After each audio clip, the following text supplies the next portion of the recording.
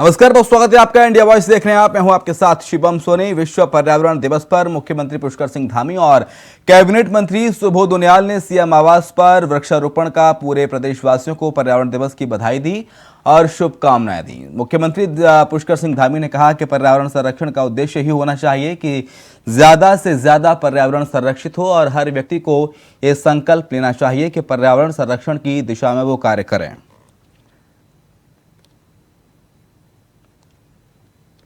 दृष्टि से पूरे देश को, समूचे विश्व को शुद्ध हवा, शुद्ध पानी, शुद्ध पर्यावरण देने का काम करता है। इसलिए हमारे यहाँ पर आज 71% भूभाग पर पूरा फॉरेस्ट है, नदियों से आच्छादित है, वनों से आच्छादित है और पर्वतों से आच्छादित हमारा राज्य यहाँ पर जो सभी को हवा पानी देने का काम करता है, शुद्ध ऑक्सीजन देने का काम करता है। यहाँ अधिक से अधिक हम लोग पर्यावरण के प्रति सचेत रहकर पर्यावरण को बचाने के लिए जो भी अपने स्तर से हो सकता है, सिंगल यूज प्लास्टिक को पूरी तरह से चलन में न लाकर और अधिक से अधिक वृक्षारोपण करके, और जो हमारे जल स्रोत और बहुत सारे ऐसे स्रोत जो प्राकृतिक रूप से वर्षों सदियों से चले आ रहे हैं, वो सूखने की कगार पे हैं, सूख चुके हैं, उन सभी का पुनर्जीवन हो। इस दिवस पर हम संकल्प लें कि हम पर्यावरण को सुरक्षित रखने के लिए, संरक्षित रखने के लिए, उसके संवर्धन के लिए अपनी तरफ से जो भी हो सकता है उस काम को अपनी प्राथमिकता के आधार पर करें। उत्तराखंड में विवादित लफ्जियात के मामले सामने आ रहे हैं। उत्तराखंड के शांत वातावरण में भी लफ्जियात नाम का जहर घुल रहा है। दरअसल पिछले 1-2 महीने में प्रदेश के कई जिलों में लफ्जियात के मामले दर्ज किए गए हैं। ताजा मामला उत्तरकाशी के पुरुला से आया, जहां पर हालात अभी भी सामान्य नहीं हो पाए हैं। शनिवार को उत्तरकाशी के बाजारों को बंद रखा गया था और व्यापारियों ने लफ्जियात के मामले में आरोपियों पर सख्त कार्रवाई करने और इन मामलों पर रोक लगाने के लिए प्रदर्शन भी किया। इन मामलों पर पहली बार मुख्यमंत्री पुष्कर सिंह धामी ने अपनी चुप्पी तोड़ी और कहा है कि उत्तराखंड के शांत वातावरण में इस तरह की घटनाओं को अंजाम देने वालों के खिलाफ सख्त कार्रवाई की जाएगी। उत्तराखंड देवभूमि है और देवभूमि के अंदर इस प्रकार के कोई भी काम बिल्कुल भी किसी भी कीमत पर स्वीकार नहीं किए जाएंगे और कानून व्यवस्था की स्थिति किसी को भी अपने हाथ में लेने की कोई भी जो है परमिशन किसी को नहीं होगी। उत्तराखंड में लफ्जियात के खिलाफ एक बार फिर से मुहिम छिड़ती हुई नजर आ रही है, जिसमें भारतीय जनता पार्टी के प्रदेश प्रवक्ता नवीन ठाकुर ने एक बार फिर से ऐसे लोगों के खिलाफ आवाज बुलंद की है और सख्त कार्रवाई करने की बात कही है। नवीन ठाकुर ने कहा है कि पिछले 1 महीने के भीतर पशवा दून में 9 ऐसे लफ्जियात के मामले सामने आ चुके हैं, जिसमें 7 मामलों में अब तक पुलिस की तरफ से आरोपियों को गिरफ्तार नहीं किया गया और कुछ मामलों में गिरफ्तार भी किया गया। 7 से 8 युवकों को जेल भेज दिया गया है। 1-2 मामलों की जांच चल रही है और ये जो इस प्रकार की मानसिकता वाले लोग हैं, जो अन्य धर्म की बहन बेटियों को इस प्रकार जो है साजिश के तहत फंसाकर धर्मांतरण कराने का काम कर रहे हैं या उनका शोषण कर रहे हैं, उनको अब हम बख्शने के मूड में नहीं है। पशवादून में अभियान चल चुका है, 7-8 लोगों को जेल भेज चुके हैं और बाकी और जो लोग भी हैं उनको भी अति शीघ्र चिन्हित कर जेल भेजने का काम हम करेंगे। और उनको सख्त चेतावनी देना चाहता हूं कि इस प्रकार के प्रोपगेंडे, इस प्रकार के हथगंडे कम से कम वो पशवादून में बिल्कुल ना चलाएं, नहीं तो हम उनको बिल्कुल नहीं बख्शेंगे और जेल भेजने का काम हम उनको करेंगे। उत्तराखंड के वन मंत्री जिनके कंधों पर वन विभाग की पूरी बागडोर है, वही मंत्री अब मीडिया के सवालों पर धार्मिक प्रवचन देते नजर आते हैं। उत्तराखंड में पिछले 5 महीनों में 12 बाघों की मौत हुई, जिसमें कुमाऊं मंडल की सेंट्रल तराई क्षेत्रों में सबसे ज्यादा बाघों की मौत के आंकड़े बढ़े हैं। लगातार बाघों की मौत को लेकर जब पत्रकारों ने वन मंत्री सुबोध उनियाल से सवाल किया तो उनका कहना है कि मनुष्य जन्म लेता है तो उसकी मृत्यु भी होती है। उनके इस बयान से ऐसा लग रहा था जैसे कोई धर्मगुरु प्रवचन दे रहा हो। इससे अंदाजा लगाया जा सकता है कि जब जिम्मेदार लेने वाले व्यक्ति इस तरह से बयान दें तो आखिरकार बाघों का संरक्षण कैसे हो सकता है। जो आप कह रहे हैं, देखिए मनुष्य जीवन में भी जो मनुष्य पैदा हुआ है उसको मरना है और एक दुर्भाग्यवश अल्प समय मर जाते हैं दुर्घटनाओं से और एक उम्र प्राप्त करके मरते हैं। तो अभी तक जो बाघों के मरने की खबरें हैं वो ये हैं कि वो वृद्ध हो गए थे और वृद्ध होने के बाद क्योंकि वो अपना शिकार नहीं कर पाते उस दृष्टि से उनकी मौत हुई है। कॉर्बेट में शिकारियों का भी अंदेशा है सर, क्योंकि देखिए उसमें हम लोग लगातार इस पे जो एंटी पोचिंग हमारा सेल है वो बहुत तेजी से काम कर रहा है और उस पर हम लोग बहुत गंभीरता से काम कर रहे हैं। बीच में कुछ लोग पकड़े भी गए और आज भी हम लोग ड्रोन टेक्नोलॉजी और कैमरा ट्रैप करके इस तरह की चीजों को रोकने का प्रयास कर रहे हैं। महाजनसंपर्क अभियान के अंतर्गत मुख्यमंत्री पुष्कर सिंह धामी ने चिन्याली सौड़ उत्तरकाशी पहुंचकर कार्यकर्ताओं के साथ सहभोज किया। इस अवसर पर मुख्यमंत्री पुष्कर सिंह धामी और बाकी कार्यकर्ताओं ने लाए गए टिफिन भोजन को साथ बैठकर ग्रहण किया। सामूहिक वार्तालाप और सौहार्दपूर्ण माहौल के बीच मुख्यमंत्री को इस तरह अपने बीच पाकर कार्यकर्ताओं में भारी उत्साह देखने को मिला।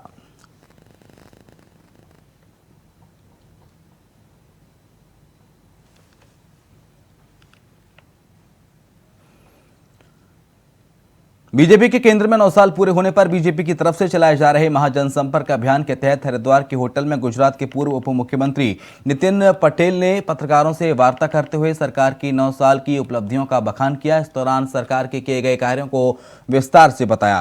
उन्होंने सरकार द्वारा लाई गई नई शिक्षा नीति समेत अनेक योजनाओं की जानकारी विस्तार से दी। देखिए, हमारा भारतीय संस्कृति वाला देश है, हिंदू संस्कृति वाला देश है और करोड़ों लोगों की आस्था हमारे पवित्र मंदिरों प्रति, हमारे श्रद्धा के यात्रा के स्थान प्रति है और हमारे लाखों जो पूजनीय साधु संत है वो भी हमारी संस्कृति के लिए, हमारे हिंदू धर्म की सुरक्षा के लिए, हिंदू धर्म की शोभा के लिए और हिंदू धर्म का जो विवेक मर्यादा है उसको ध्यान में रखते हुए कई बार ऐसे निर्णय करते हैं, ऐसे सुझाव भी देते हैं और आमतौर पर ये सरकार का निर्णय करने की ज़रूरत नहीं है।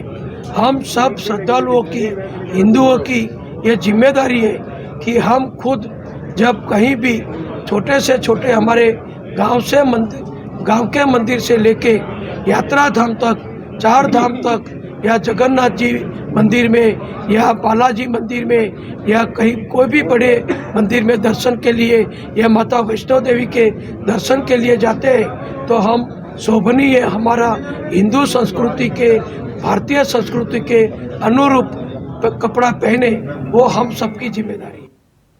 जिलाधिकारी देहरादून डॉक्टर सोनिका की अध्यक्षता में ऋषिपर्णा सभागार कलेक्ट्रेट में जनसुनवाई कार्यक्रम का आयोजन किया गया। जनसुनवाई में 98 शिकायतें मिली, जिसमें अधिकतर मामले भूमि संबंधित रहे। इसके अतिरिक्त आपसी विवाद, अतिक्रमण संबंधित, सड़कों के गड्ढे ठीक करने, नालियों की मरम्मत करने की शिकायतें भी मिली।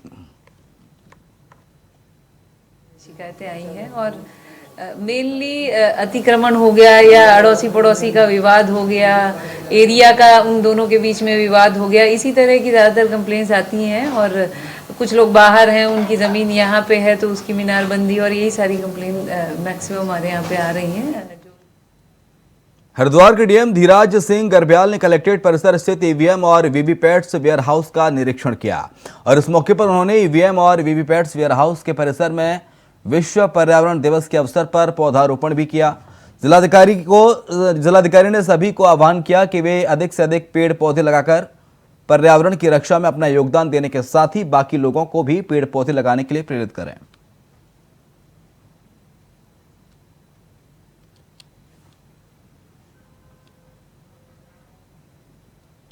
उत्तराखंड में लोकसभा की 5 सीटें हैं और इसी सीट पर सियासी दल अपनी अपनी जीत का दावा भी करते नजर आ रहे हैं। चुनाव के लिए बीजेपी और कांग्रेस तैयार भी दिख रहे हैं, लेकिन सियासी दलों के पास जिताऊ और टिकाऊ कैंडिडेट की कमी नजर आ रही है, जिससे सियासी दल चिंतित भी हैं और परेशान भी। लेकिन फिर भी इस चुनाव में अपनी अपनी जीत का दावा जरूर कर रहे हैं, क्योंकि उन्हें भरोसा है कि पार्टी के कार्यकर्ता और संगठन की रीति नीति पर आम जनता भरोसा करेगी। रिपोर्ट आप देखिए।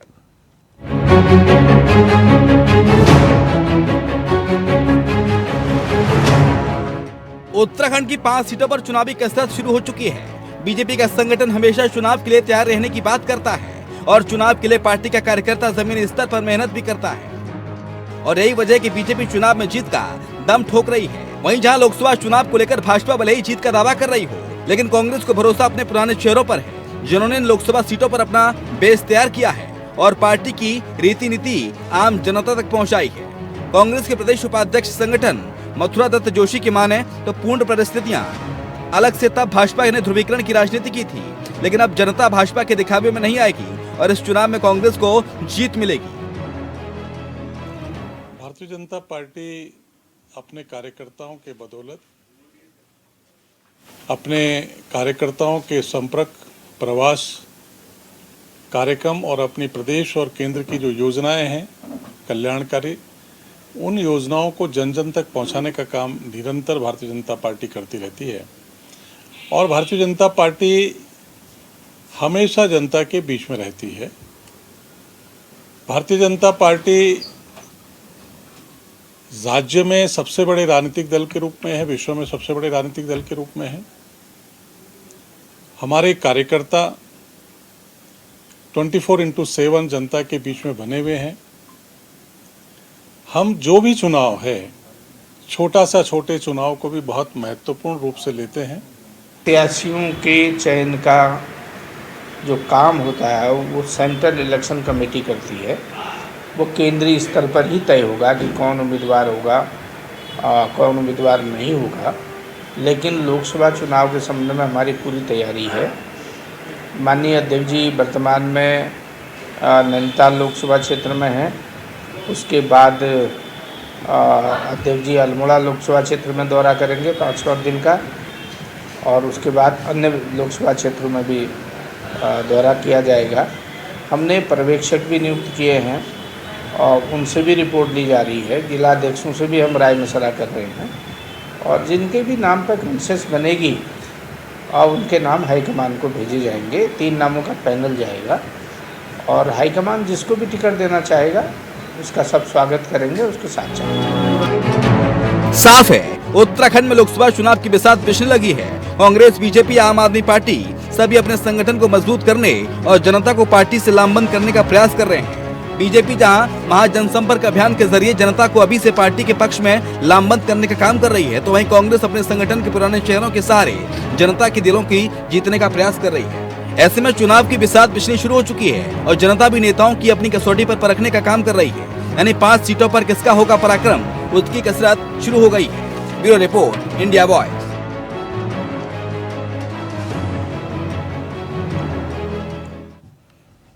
और फिलहाल एक ले रहे हैं छोटा सा ब्रेक, जल्द लौटेंगे। तो ब्रेक के बाद आपका स्वागत है। बढ़ते हैं देवभूमि समाचार में आगे। भारतीय किसान यूनियन रोड के राष्ट्रीय अध्यक्ष चौधरी पदम सिंह रोड के नेतृत्व में सैकड़ों किसानों ने बोट क्लब स्थित डीजीएम कार्यालय पर अधीक्षण अभियंता का घेराव किया। साथ ही चेतावनी दी कि किसानों की विद्युत समस्याओं का 15 जून तक हल नहीं किया गया तो भारी संख्या में किसानों को लेकर कार्यालय पर धरना प्रदर्शन कर अधिकारियों का घेराव किया जाएगा। इसके यहाँ से जो न पहुँचे आज किसान, यहाँ तो मैं देखा क्षेत्र में बिजली की बहुत बड़ी समस्या हो रही है। कहीं तो तार लटक रहे, कहीं खंभे टूट गए, कहीं ट्रांसफार्मर फूक गए। एक छापे के नाम पर जो लूट हो रही, इसके बारे में विशेष करके हमने कहा ये इनके एसडीओ खुद कबूल करे कि हम घर में नहीं घुसे। भाई तुम घर में नहीं घुसे तो तुम्हें किकर पता लग गया इसी चल रहा है भीतर या हीटर चल रहा। अगर अंदाज तो भर दिया, अंदाजा क्या मतलब है, अगला को तो नुकसान है, 2-2 लाख के तुम जुर्माने भर रहे, यो हम देने के नहीं रख गया या हठधर्मी चलने की नहीं। क्या है जो अधिकारियों की जो हठधर्मी है उसी को लेकर आज एक धरना देने का प्रोग्राम यहाँ एससी साहब के यहाँ किया गया था। और एससी साहब ने भी ये कबूल किया है कि क्षेत्र में कुछ विभाग की तरफ से भी ऐसी समस्याएं हो रही है जो नहीं होनी चाहिए। उन्हीं सब बातों पर आज बैठ के बातचीत हुई है। जो हमारे गरीब मजदूर किसानों के जो मुद्दे थे आज उन पर बात हुई है, बहुत विस्तार पूर्वक चर्चा हुई है। तो 15 तारीख तक का इन्होंने हमें टाइम दिया है कि 15 तारीख तक सारी समस्याओं का समाधान करवा दिया जाएगा, और नहीं तो 16 तारीख को यहाँ पर धरना शुरू हो जाएगा हमारा, और वो अनिश्चितकालीन धरना होगा। जब तक समस्याओं का हल नहीं होने का वो धरना खत्म नहीं होने का। यहाँ ये बात हम इनको कह के उठे आज। मसूरी में विश्व पर्यावरण दिवस के मौके पर मसूरी के संत निरंकारी चैरिटेबल संस्था, नगर पालिका परिषद मसूरी और SDN मेमोरियल ट्रस्ट की तरफ से लोगों को पर्यावरण के प्रति जागरूक किया गया। साथ ही पर्यावरण को लेकर हो रहे नुकसान और उसके दुष्परिणामों के बारे में भी जानकारी दी गई। पर्यावरण दिवस के मौके पर मसूरी नगर पालिका परिषद की तरफ से मसूरी के कई स्कूलों के छात्र छात्राओं के साथ मसूरी सर्वे चौक से गांधी चौक तक विशाल जन जागरूकता रैली निकालकर लोगों को पर्यावरण के प्रति जागरूक भी किया गया। विश्व पर्यावरण दिवस 5 जून को हमारे द्वारा नगर पालिका मसूरी एवं हिलदारी एवं सभासदों के द्वारा और नगर पालिका मसूरी के 9 स्कूलों के द्वारा माध्यम से स्कूल छात्र छात्राओं के सहयोग से एक विशाल रैली निकाली गई, जिसमें लोगों को विश्व पर्यावरण दिवस पर पर्यावरण को बचाने हेतु जागरूक किया गया है। इसमें प्लास्टिक से होने वाली हानिकारक बातों के बारे में उनको बताया गया है।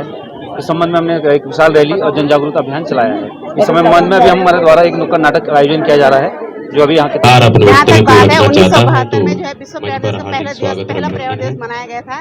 तब से लेकर आज 51 हुए 50 वर्ष पूरे हो गए हैं। जो 51वां यह पर्यावरण दिवस मनाया जा रहा है, सब स्टॉकहोम में मनाया गया था और ऐसे विश्व में प्रत्येक जगह ये पर्यावरण दिवस मनाया जा रहा है।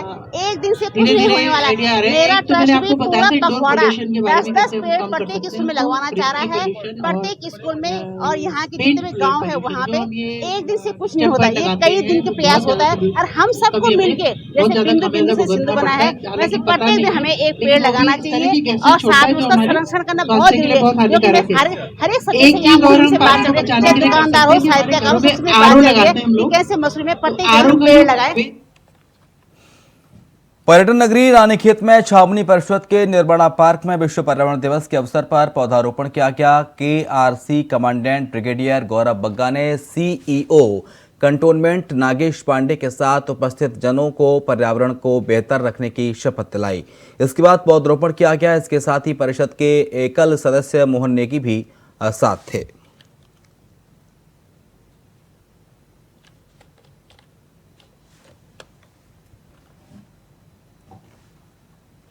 बीजेपी के राष्ट्रीय उपाध्यक्ष और उत्तराखंड के सह प्रभारी रेखा वर्मा और केंद्रीय रक्षा राज्य मंत्री अजय भट्ट सोमवार को हल्द्वानी पहुंचे। उन्होंने प्रेस कॉन्फ्रेंस में बीजेपी के महाजनसंपर्क अभियान के बारे में जानकारी दी और पीएम मोदी के नेतृत्व में केंद्र सरकार को 9 साल पूरे होने पर उनकी उपलब्धियां गिनाई। उन्होंने कहा कि भाजपा का प्रत्येक कार्यकर्ता डोर टू डोर संपर्क करेगा।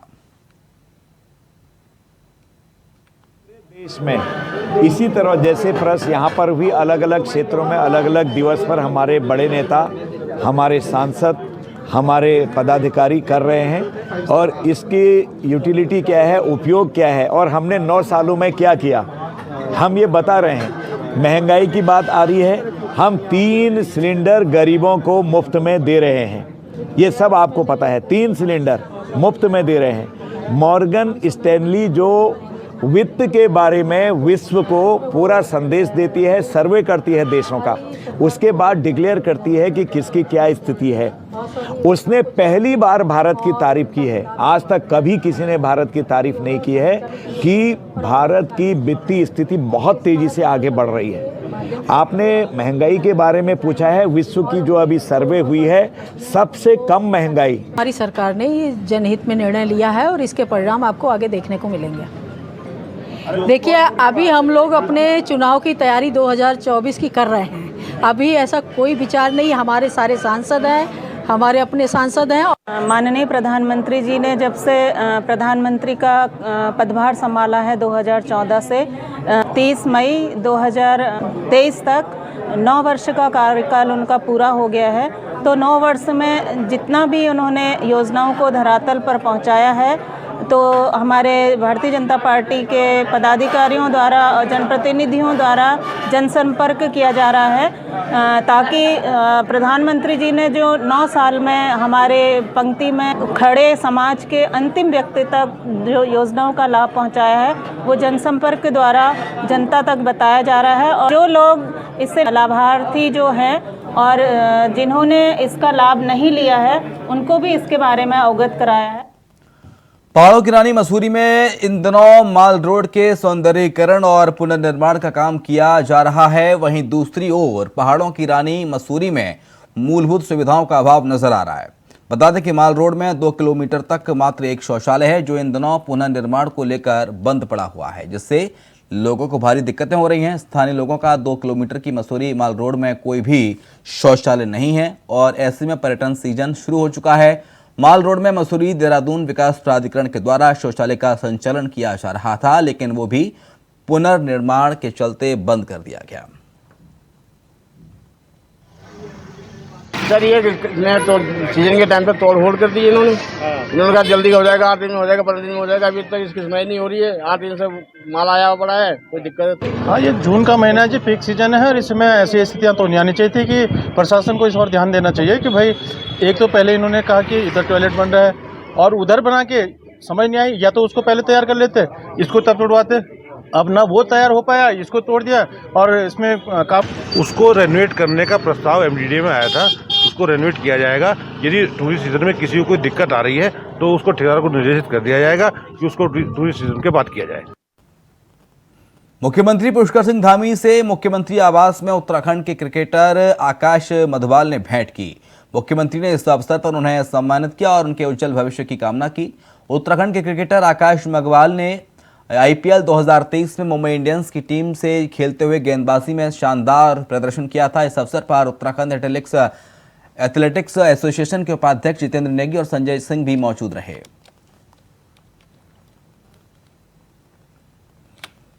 देवभूमि समाचार में इतना ही। खबरें लगातार जारी हैं।